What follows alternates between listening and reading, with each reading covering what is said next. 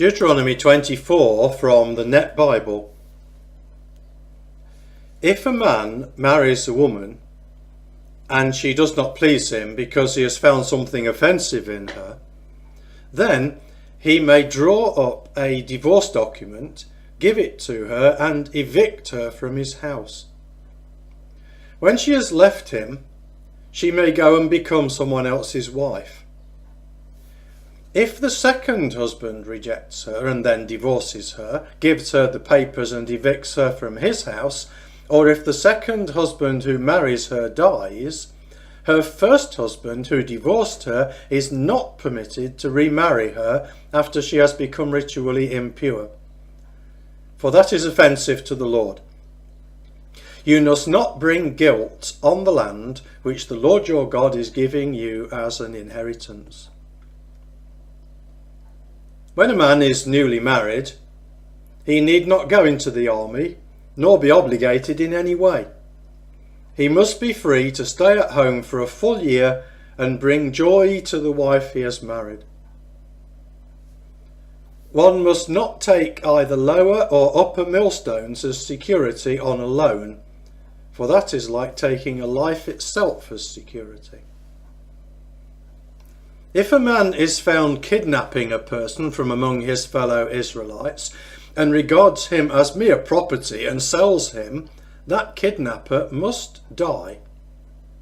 In this way you will purge evil from among you. Respect for human dignity. Be careful during an outbreak of leprosy to follow precisely all that the Levitical priests instruct you, as I have commanded them, so you should do. Remember what the Lord your God did to Miriam along the way after you left Egypt. When you make any kind of loan to your neighbour, you may not go into his house to claim what he is offering as security. You must stand outside, and the person to whom you are making the loan will bring out to you what he is offering as security. If the person is poor, you may not use what he gives you as security for a covering. You must by all means return to him at sunset the item he gave you as security, so that he may sleep in his outer garment and bless you for it. It will be considered a just deed by the Lord your God. You must not oppress a lowly and poor servant, whether one from among your fellow Israelites or from the resident foreigners who are living in your land and villages. You must pay his wage that very day before the sun sets, for he is poor and his life depends on it. Otherwise he will cry out to the Lord against you, and you will be guilty of sin. Fathers must not be put to death for what their children do, nor children for what their fathers do. Each must be put to death for his own sin. You must not pervert justice due to a resident foreigner or an orphan, or take a widow's garment as security for a loan. Remember that you were slaves in Egypt, and that the Lord your God redeemed you from there.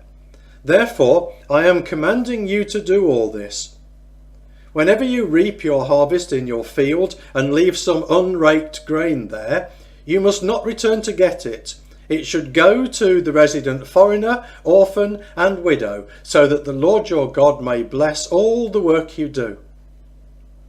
When you beat your olive tree, you must not repeat the procedure. The remaining olives belong to the resident foreigner, orphan and widow. When you gather the grapes of your vineyard, you must not do so a second time. They should go to the resident foreigner, orphan and widow. Remember that you were slaves in the land of Egypt. Therefore, I am commanding you to do all this.